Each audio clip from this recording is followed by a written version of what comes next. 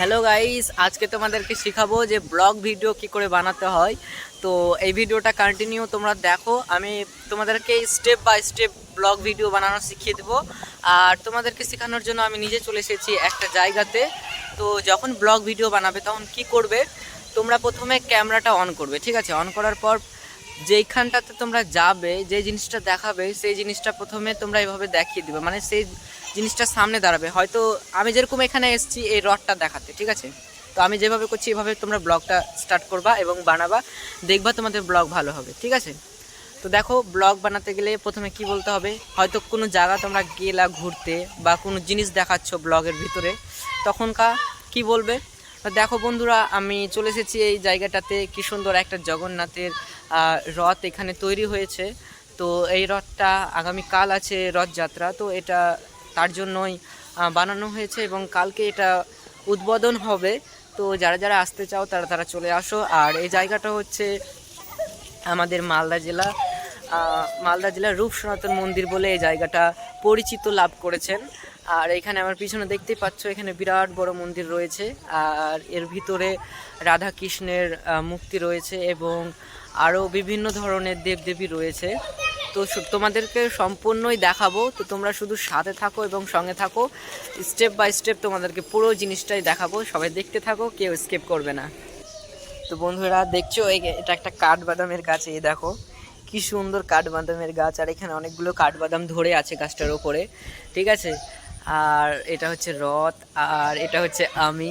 তো একটা নতুন আজকে একটা জামা পরে এসেছি এই জায়গাটাতে তোমাদেরকে দেখাবার জন্য। আর আস্তে আস্তে আমরা ভিতরে যাব, ভিতরে গিয়ে ডিটেলস সব কিছু তোমাদেরকে দেখাবো, ঠিক আছে? তো বন্ধুরা, এখানে দেখো ঘোড়া রেখেছে ভিতরে, ঠিক আছে? এখানে দুটো কিন্তু ঘোড়া দেখা যাচ্ছে আমাদের। হ্যাঁ, তো এখানে রাখা হয়েছে, সেগুলো কালকে বের করবে এবং বের করার পর এগুলোকে নিয়ে যাবে এই রথের সাথে, এখানে যে রথটা আছে তার সাথে নিয়ে যাবে, ঠিক আছে? আর এখানে দেখো কি সুন্দর একটা তুলসী ধাম রয়েছে, ঠিক আছে? আর আরও ভিতরে আমরা আস্তে আস্তে ঢুকবো এবং সব কিছুই দেখাবো তোমাদেরকে। সবাই দেখতে থাকো, ব্লগ কীভাবে বানাবে শিখিয়ে নাও। এভাবে কিন্তু তোমাদের কোনো জায়গা গেলে এভাবেই ভিডিও বানাতে হবে, এইভাবেই কথা বলতে হবে আর এইভাবেই দেখাতে হবে, ঠিক আছে? তো আরও তোমাদেরকে দেখাচ্ছি, তোমরা দেখতে থাকো। তো বন্ধুরা, এখানে আমি একা আসিনি, আমার সাথে আরেকজন এসেছে। সে হলো ওই দেখো ওইখানে রয়েছে। তো উনি ওখানে ভিডিও করছে। ও একটা ভিডিও ক্রিয়েটার, ওই ইউটিউবের চ্যানেল আছে এবং ফেসবুকেও ভিডিও বানিয়ে থাকে। তো ওই জন্য ও নিজে ভিডিও বানাচ্ছে, আমি আমার নিজের ভিডিও বানাচ্ছি। তো বন্ধুরা, রূপ সনাতন মন্দিরে আমরা প্রথমে তোমাদেরকে দেখিয়ে দিই রূপ সনাতন পিতা, তার পিতাকে এবং তার দাদুকে এবং তার মাতাকে, এবং এই সব কিছু তোমাদের দেখিয়ে দিলাম এখানে। তো আপনারা ভালো মতন দেখে নেন এবং ডিটেলস এখানে সব কিছু লেখা রয়েছে, আপনারা এই লেখা দেখেও কিন্তু সব কিছু পড়ে নিতে পারেন, ঠিক আছে?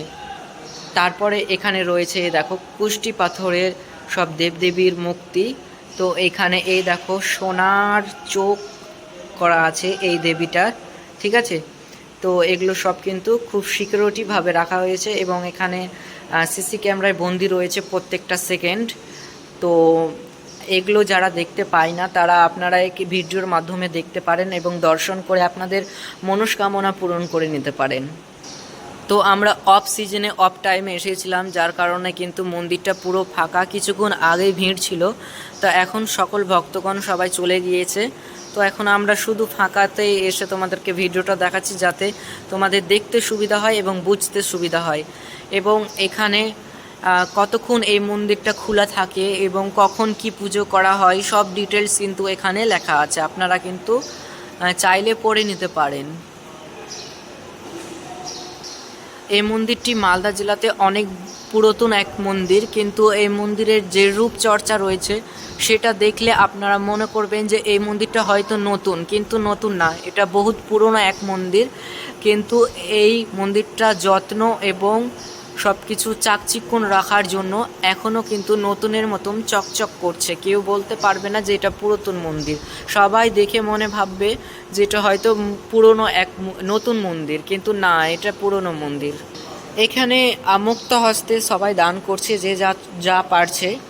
তো দেখতেই পাচ্ছেন এখানে কিন্তু শ্রী শ্রী রূপ সনাতনের সবার নাম এখানে লেখা রয়েছে, ঠিক ঠিকানা। এবং পিতা মাতা সবার কিন্তু সব কিছু লেখা রয়েছে। এবং এর ভিতরে কিন্তু আরও মন্দির আছে, যে মন্দিরগুলো এখন কিন্তু গেট লাগা আছে, খোলা নাই। আর মন্দিরের ভিতরে দেখো ফ্যান ঘুরছে, ঠিক আছে, ফ্যান ঘুরছে। এই ফ্যানের কিন্তু হাওয়া কিন্তু আমাদের দেবদেবীরাই খাচ্ছে, ঠিক আছে। এখানে লেখা আছে পিতা মনোরঞ্জন দাও। আচ্ছা, তো যাই হোক। আর এখানে এই মন্দিরে যারা যারা পুজো করে এসেছেন এতদিন, তাদের সকলের এখানে ছবি রয়েছে, আপনারা দেখতেই পারছেন কি সুন্দর করে তাদের ছবি বাঁধানো রয়েছে। এবং এখানে গুরুজির বসার আসন কি সুন্দরভাবে এখানে করা হয়েছে কাঠের, যেখানে এখন কেউ নেই, ফাঁকা পড়ে আছে। আর এখানে দেখো কি সুন্দর আমাদের রাধা মাধব এবং আমাদের গোপু সোনা, যিনি বসে আছেন একা এখানে নাগরদোলাতে, যেটা আমরা এখানে চাইলে তাদেরকে দোলা দিতে পারি, ঠিক আছে। তো তোমাদেরকে একটু দোলা দিয়ে আমি দেখাচ্ছি। এইখানে যে চেনটা রয়েছে, এই চেনটা ধরে আমরা খুব সুন্দরভাবে আরামে আরামে এভাবে আমরা আমাদের গোপু সোনাকে দোলা দিতে পারি, ঠিক আছে। তারপরে রয়েছে এইখানে দেখুন কি সুন্দর আমাদের সকল ভগবানের মূর্তি রয়েছে। এখানে শিব পার্বতী ভোলানাথের মূর্তি রয়েছে। এবং এখানে একটা কি সুন্দর করে এখানে দেবদেবীর মুক্তি। কারেন্ট পালিয়ে গেল রে ভগবান, ভিডিওটা করার সময় কারেন্টটা পেলিয়ে গেল। তো যাই হোক, এখানে দেখুন সকল যে রাধা কৃষ্ণের যারা ছিল তারা সকলেই এখানে রয়েছে, তারা সকলে গীতা পাঠ করছে হয়তো, তেমনটাই বুঝতে পারছি আমি। তো এখানে লেখা আছে রূপ গোস্বামী, আচ্ছা। তাই জয় নিতাই, হরে কৃষ্ণা গৌর হরি বল হরি, জয় রাধা মাধবের জয়। দেখুন এখানে সুন্দর সুন্দর করে কিন্তু এগুলো করা রয়েছে। আর এটা দেখুন কি সুন্দর একটা করে আর্টিস্ট করে রেখেছে, যেটা দেখে বোঝাই যাচ্ছে না।